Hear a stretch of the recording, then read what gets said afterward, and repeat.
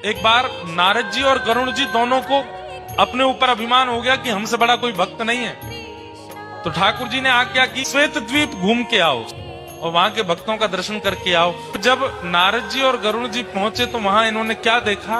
राधा वल्लभ लाल जी मंदिर में विराजमान हैं। महादेव सुंदर आरती उतार रहे हैं। कार्तिकेय जी और श्री गणपति जी सुंदर भोग सामग्री उठा उठा करके ला रहे हैं।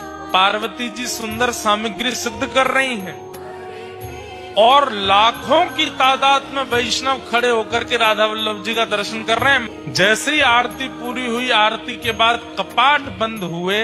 कपाट बंद होते ही जितने दर्शनार्थी थे सब मूर्छित होकर गिर पड़े।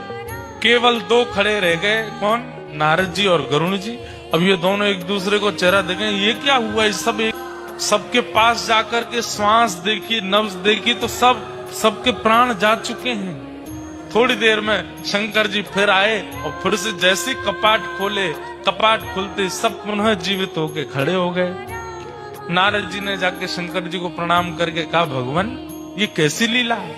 बोले भैया, किसी के प्राण अन्न में बसते हैं, किसी के धन में बसते हैं, किसी की वायु में बसते हैं। श्वेत द्वीप के दर्शनार्थियों के प्राण राधा वल्लभ जी में बसते हैं। जब राधा वल्लभ जी सामने होते हैं तो ये जीवित रहते हैं और जैसे ही राधा वल्लभ जी के दर्शन अनवसर होते हैं, इनके प्राण निकल जाते हैं।